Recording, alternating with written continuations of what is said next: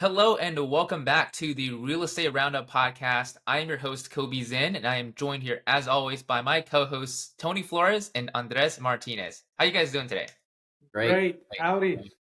Howdy. That's that's awesome. So, love to see you guys are doing great. Again, super happy to be here and joined by you guys as always on this show. So, in today's episode, I think it'll be really interesting for our audience to get a little bit of a sneak peek and insider, really some kind of insider knowledge into really what a real estate agent does. Because I think for a lot of people, they see a real estate agent as somebody who facilitates the transaction between a buyer and a seller.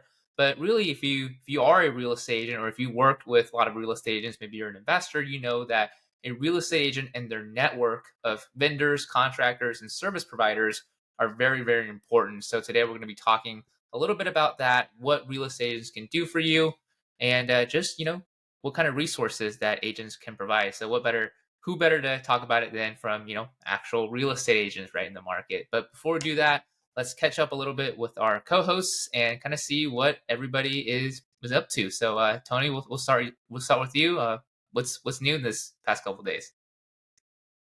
Just working with some people. I'm working with a seller who's inherited a property, and they're going through the clean out process and getting the house ready for sale. And also working with another couple that are, just experiencing some issues, had some trouble making all their payments, and looks like they are headed for a short sale. So I'm going to help them navigate the short sale and getting some things done before we get it.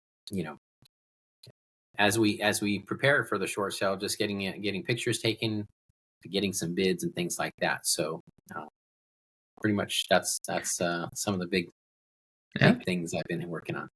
Yeah, staying active in the marketplace as always. What about you, Andres? I know you actually got some things in the pipeline, so pretty exciting stuff. So today, most of my day, I was helping one of my sellers get some repairs done. Getting pretty close within the 5-day window of closing. And then I also have like a first time walkthrough with one of my clients tomorrow. He's purchasing a new build. So I got to make myself available for that tomorrow. That's always fun, especially when you're a first time home buyer, or even if you're a repeated buyer. This is where you can bring up any issues or any questions that you have about the warranty or anything that you might have concerns.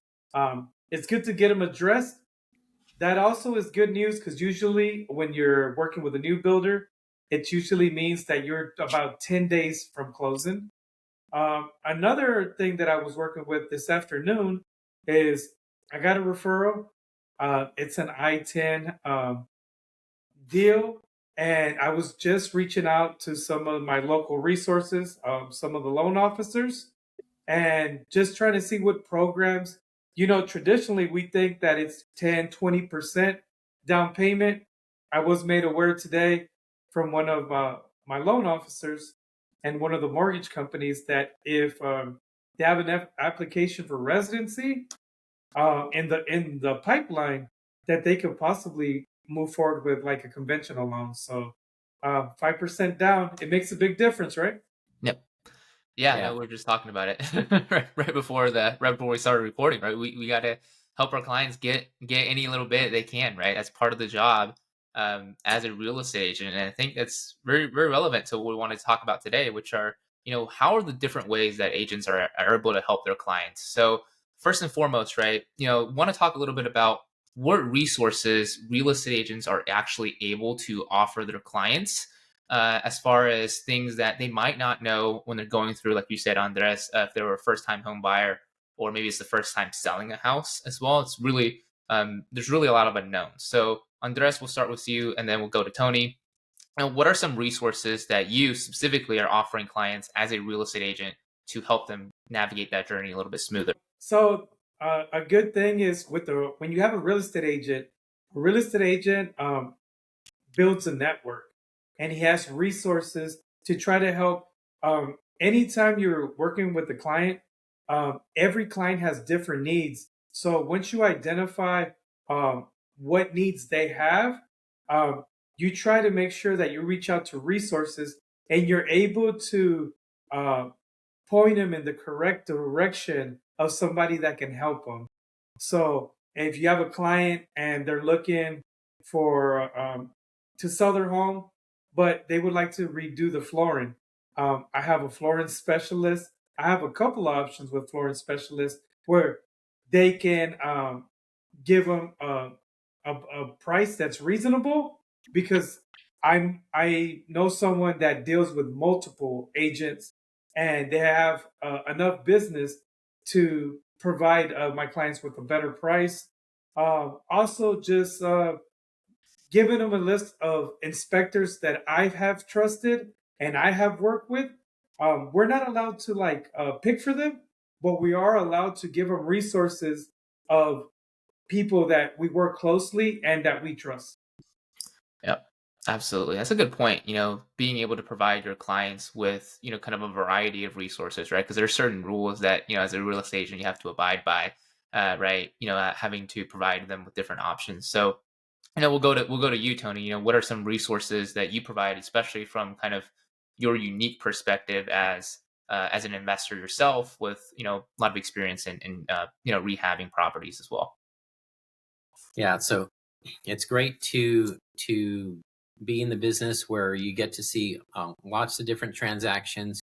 You have different needs for different people, as Andres mentioned, and you can, as you've worked with different people, you can see the work they do, and you want to make sure that their prices are fair for your clients as well, because you're always working for the best interests of your clients.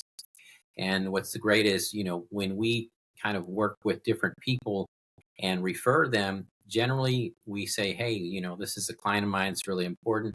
So they want to continue to earn our repeat business from our clients. So they're going to give us, give our clients, a lot of times they give them preferred pricing. And so different people are really key. Roofers, people that can replace roofs or repair roofs. General handyman repairs, it doesn't necessarily need to be specifically licensed or permits pulled for different things like that. Of course, certified and licensed electricians, plumbers, things like that. Like all those things are so crucial because you know when we are in an option period and when we're representing the seller, we want to be able to say, hey, if we get to the point where we're going to need to, they're asking for repairs, I'm going to be able to provide you a couple of different options, and we know roughly what the prices might be. Should be fair prices. They take care of the vendor, and also they're responsive for us because they want to continue to get our business and get our referrals, and it just really is just helpful for things like that.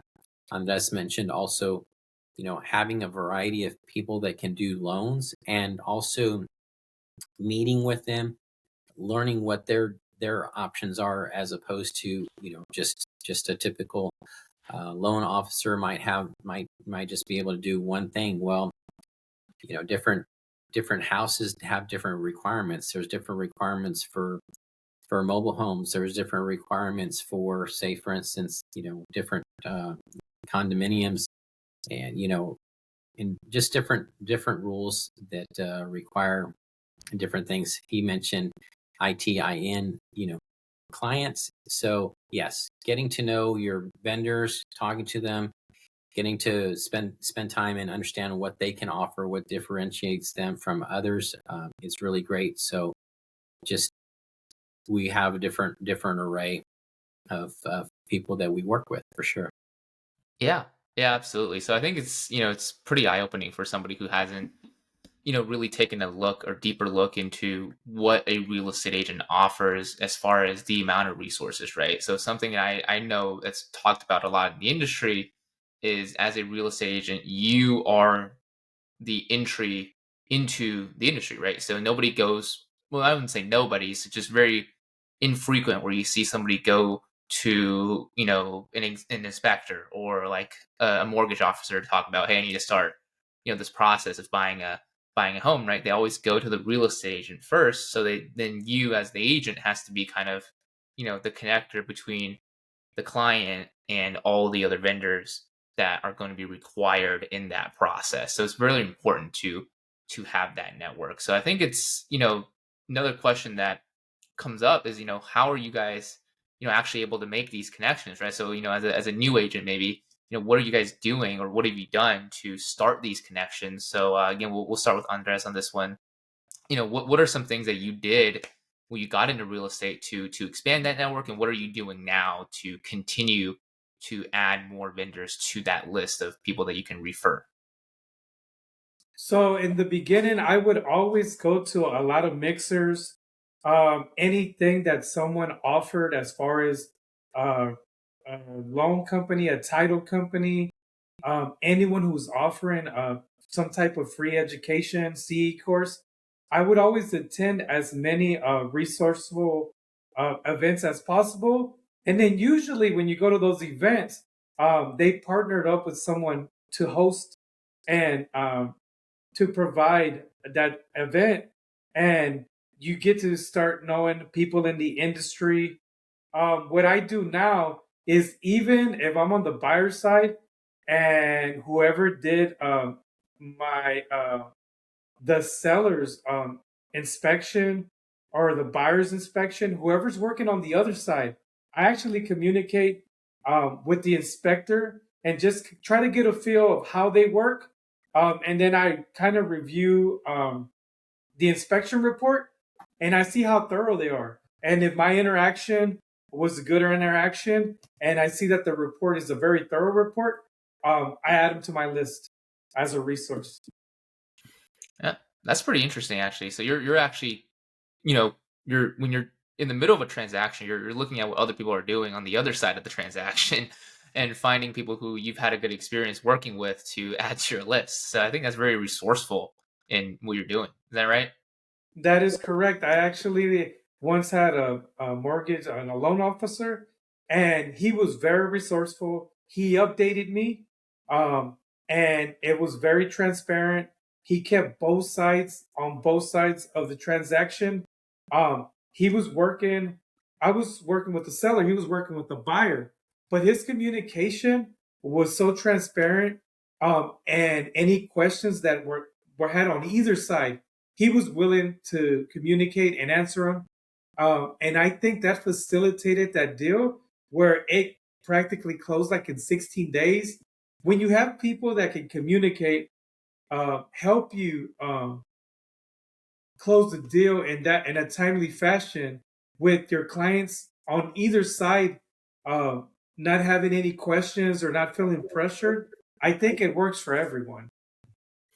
Yeah. No, absolutely. It's helpful to have vendors in that process to be able to not just help you, but also, on the other side of the transaction as well. Because I think a lot of people would just think of it from their own perspective, where, if they can help me, and get me the best deal, that's the best way to go. But if you're able to help facilitate both sides of the transaction, that's actually how you get to a closing faster and smoother without all the stress and everything in between.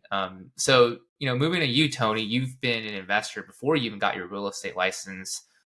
So was that, did that become like a big part of your vendor network, as people that you were already using yourself as an investor that you can then now refer to other clients that you're working with?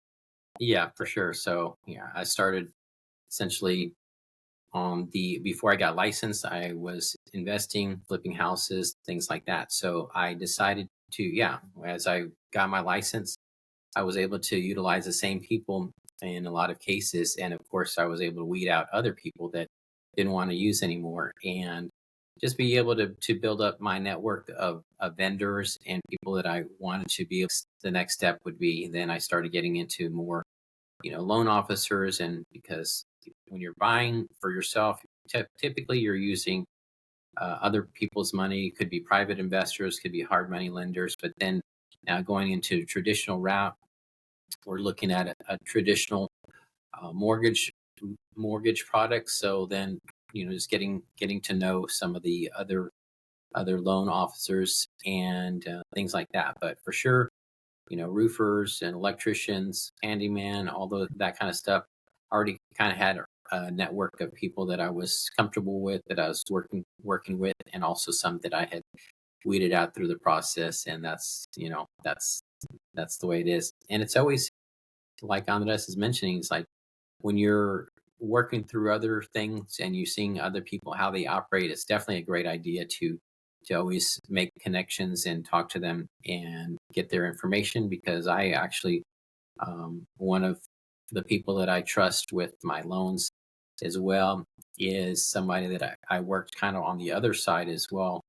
And so learned that she was able to offer something that the current, or one of the other clients wasn't able to close on. So she filled in the gap, and I said, okay, I need to keep her close to my pocket to say, okay, I need to be able to work with her and things like that. So for sure.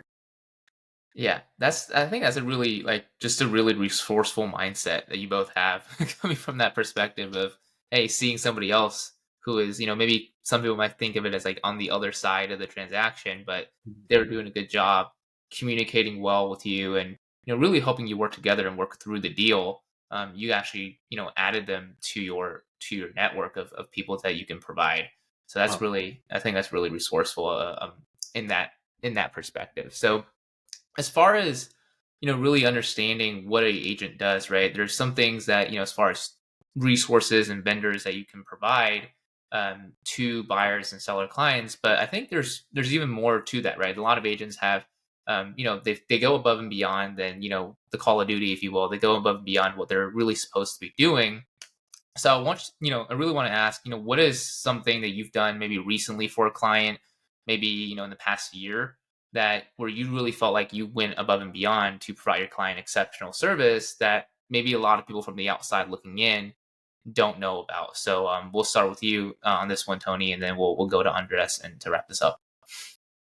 okay. Well, the one comes to mind in New Braunfels. So I was helping one of my clients, and they really were. There was a communication gap between the people that were moving out and then my clients who were moving in. They thought the seller thought that they had the whole weekend to move, and we were actually closing on that Friday, which meant that we got the keys and my client was going to be able to move in. So luckily the agent on the other side, we had a lot of uh, you know different feelings about who was in the right, who was in the wrong. But luckily, the agent on the other side and I had already built up a pretty good connection and pretty good relationship. And we said, okay, well, okay, so throw out who's to blame, but how do we get this done? Because what can I do to help them? So I actually, um, helped their client, in that process, because I essentially helped get some stuff. I then rented a trailer to help get my clients moved in and help them kind of get the last pieces of everything that they needed to get moved out as well. So, sometimes you just got to roll up the sleeves and make everyone happy. And that's kind of, some of the things that I did, and the other things is sometimes if something if a part of the home is, it doesn't have an appeal or doesn't have anything that stands out. I've done different things where I've added something. I've like to do some handyman work. So I built put a horseshoe pit in someone's backyard, because when they turned around the corner, they saw a horseshoe pit as opposed to an empty bed of gravel. So things like that. And it's not really things that we typically do, but it's things that I say, okay, what can make this home stand out, and things like that. So there's a couple of things that stand out in my mind. Yeah, that's really cool. So I think it's something people don't think of when they work with an agent who's also has that investor background, right? Who's done a lot of flips, and their Right. experience is that you can actually help them fix up their house to make it worth more, to give it more appeal, because you've done so many of these transactions for your own flips that you actually have you have the data and the observation. I know what's good and what isn't, and what's going to help and what's not. So Yeah. And you really, when you're putting something out there, you want to have the wow factor or the distinguishing something that distinguishes this house from something else, because people will always take away something from the house if they visit. They're going to say the house with this or the house with that. Another client, they had uh, what are those nets where you hit the ball and it goes around a circle thing. What was like the a tetherball? They had a yeah, like a, had a had a client with a tetherball pole, and there was nothing attached to it. So I said, "Hey, what are we going to do with this?" She said, "Well, I don't know. What should we do?" I said, "Well, we're going to do one of two things. We either add a ball or take it out, because we need to have an answer. People that see it are going to say, "Hmm, what's that for?" Or they're going to say, "Hey, wow." So I was actually I was doing an open house, and somebody came across that, and they said, "Oh wow, a tetherball. I haven't played that in years." So it told me that brought back a good memory for them, so that they remember that house, and they said, "Okay, that's the house with the tetherball," or whatever the case is. It was something that stood out in a positive way, and we always want to have positive experiences for clients, and so that's another thing that I did as well. yeah. No, that's actually really great insight. Like you don't want anything to kind of just be standing there, right? In the Right. house, you want to make sure Yeah. all the questions are answered. Yeah, I always say they're answer all the questions for the people that are coming into your house. Like they need to know what this is for. What is you know? Yeah, so make it easy for them. Yep, absolutely. Well, what about you, Andres? I know you've always going above and beyond for your clients, and you're always serving them. You just had a client appreciation party not too long ago. So, what are some things that really kind of come to your mind as you think about instances where you've gone really above and beyond for your clients? So as far as for me, not just the transaction, because I as thorough as possible when it comes to guiding them through the transaction, and I always make myself available. I also make myself available after the transaction, and then I maintain the relationships with my clients where they're able to communicate with me, and ask me questions like, "Hey, the front of my house is leaking. I don't know what's going on." And I'm like, "Okay, I know what's going on. You need to make sure you clear your line to your HVAC unit. Let me send you a video." So I will send them a video. If they're not able to resolve it with the video, I make them aware, "Hey, you need to reach out to an HVAC company." As a matter of fact, if you go into your kitchen and you open, there's a list of emergency numbers and the HVAC company that actually placed the unit in your house. At that point, they could call. If it's a warranty issue, if they purchase a new home, they could call in the warranty, set up a ticket. But just guiding them and making myself available when something comes up. I also had a client call yesterday. "Hey, Andres, I think my sprinkler systems is leaking." And I'm like, "Hey, have you used the sprinkler system? Does it come on once a day?" They were like, "No, the system hasn't even, we've never set it up because we don't know how to do it." So I scheduled a time on Wednesday to go over there, kind of go over the system with them, and just explain to them how to set it up. If there is an issue, their house has a home warranty. They can I can show them how to call their warranty and where to reach out to them and place the order for that specific sprinkler system issue. And when down here in Texas, when it gets unusually cold, um, I kind of passed out bib covers, and I also sent out a video showing them how to use it. So just small things with information that could benefit the client, making myself available and just nurturing that relationship, making sure that I communicate with them every other month. And I have that kind of communication where if they need anything from me, I'm available for them. And they also have friends and family. A lot of referrals come to me in that manner, just because I'm always available to answer a question. And if I can help them, I can help them. And if not, I can at least answer their question.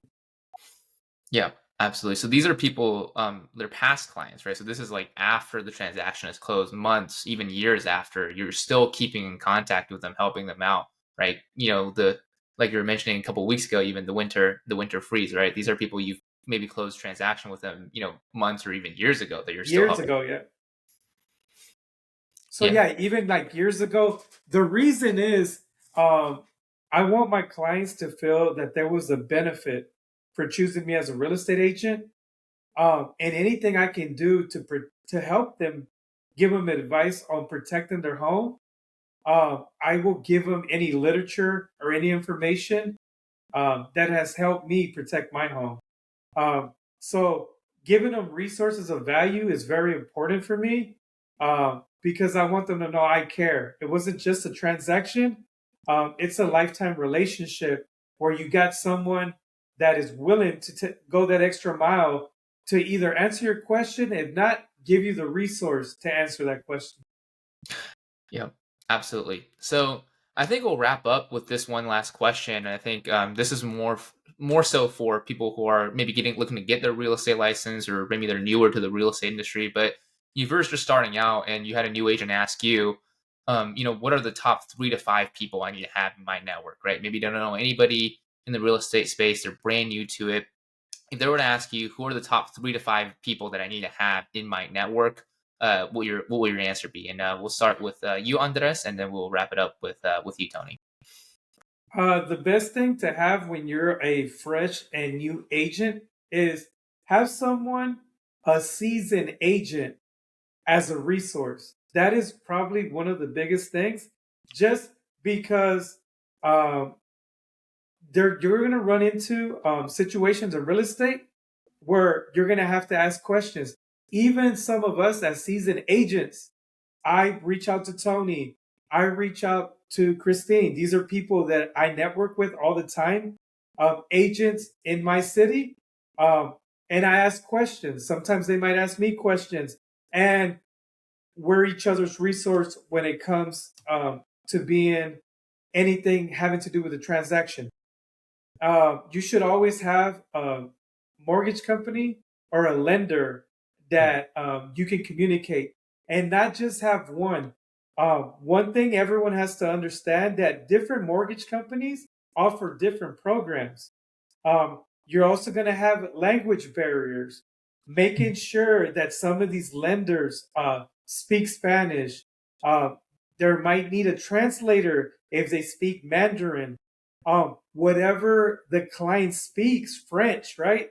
Um, Having that resource and having a lender that can communicate with your client, you never want anything to be lost in translation, and you never don't want any question unanswered because it's very tough when an issue becomes because a question wasn't answered when you could just get those questions answered prior to closing. And another thing is an inspector. An inspector is, we mentioned this a lot, but it's just a trained eye that can help your client identify an issue. So I would say when you're first started for a transaction, those are 3 resources that you need. You need uh, a second set of eyes that's trained, a seasoned agent to help you, and then have a mortgage or a lender that can help you answer questions and nothing gets lost in translation. So the communication barrier is very important when people are dealing with anything financial. Um, a lot of things that get lost is, and I see this just in my local Facebook for my community, where somebody's like, my real estate agent did not make me aware that my payment was going to go up $500, right? Um, so does the payment go up $500? It doesn't, right? Usually your principal is going to remain the same. What changes is the taxes, right? And your escrow. Educating a client on that. A loan officer can explain that better than anybody because they deal with numbers every day. So, alleviating that communication and making them aware that, hey, you want to make sure you pay the higher end and an escrow. This happens a lot with new builds because when they pay taxes on a home, they pay taxes on just the first year is just a lot. Once that lot is improved, those taxes are going to get adjusted. So you need to adjust your escrow. Making sure that that's communicated to your client is very, very important. So that communication has to be there. So finding lenders that communicate well with your clients is key to making sure everybody is satisfied in the transaction. Yeah, absolutely. And I mean, you brought up a really good one, especially with new real estate agents. They should have another agent, right? So a lot of times, with people from the outside looking in, they don't see that an agent has other agents in their network that can help them. Maybe they're specialized in one type of property or another to actually help facilitate the transaction, right? Maybe the other agent on the other side of the transaction, and that can help make the transaction go a lot smoother as well. So that's really good. So we'll wrap it up with you, Tony. Top 3 to 5 people in your network you got to have. It can be the same, but if it makes sense, right? If it works, that's all that matters. So. Yeah. Well, for sure, a new agent needs to start with their network, the people that they are in the brokerage with. Find out who are the people who will give back to you. Definitely, for sure. There's always going to be great resources. There's great people in every brokerage. And so you're going to just, talk to them. Typically, you'll have a mentor. That person will guide you. The other, of course, and then, yeah, for sure, the kind of the resources we talked about. When you're helping somebody buy, it's going to be an inspector. When you're, it's going to be a loan officer. It's going to be, just different people like that. If it's a handyman. Now, when regarding a seller, for sure, it's going to be people that might be able to do repairs, because depending on how the market is, right now we're in the market where buyers are asking for concessions, or they're asking for repairs, or they're asking for things. So knowing what, maybe just having a holistic look at the house. Okay, what might we encounter? Could there be electrical issues? Could there be some issues with the roof? Could you get your roof possibly replaced or repaired due to a recent hailstorm? Talk to their insurance agent, and because that is something that could be covered. You could essentially get an insurance claim that they weren't even thinking about. That maybe they'll get their roof replaced, and because it's had hail damage, and that's a possibility. Just yeah, lots of it. There's different situations for all kinds of either helping people buy or helping people sell, but definitely have a great network and people that you can trust. So typically they've worked with others as well, so kind of leverage help when you're starting out, and then you can kind of move your way through it and know who your best vendors are, and you'll be definitely be able to see who those are. They'll start shining. Right, absolutely. So as a new agent, right, you got to get out there and start networking, because you never know when somebody might become a vendor for a unique situation that your buyer or seller could be having, right? So this could be contractors, subcontractors, anybody that you can have in your network, right? Keep them there, and essentially they can become referral partners in the future for your clients and your potential clients as well. So, right, yeah. Absolutely. Well, thank you so much, guys. I think you guys shared a lot of insight today into some of the lesser known things that real estate agents are doing for their clients on a daily basis. So it's really helpful. If you guys ever want to reach out, if you guys are looking to buy or sell in the San Antonio area, make sure to look at the description down below and reach out to Tony or Andres. If you are a real estate agent looking to add more experienced agents and investors in your network, also make sure to look down in the description below. Tony and Andres are both certified mentors at our brokerage, eXp Realty, and helping new agents get up and going, as well as experienced agents add new tools and resources into their repertoire as well. So I want to thank you guys again for being here again. Really enjoy this week after week. Guys, thank you so much for tuning in to the Real Estate Roundup. Hope you got some value out of this, and we will see you on the next show. Take care. Yeah, Take take care. care.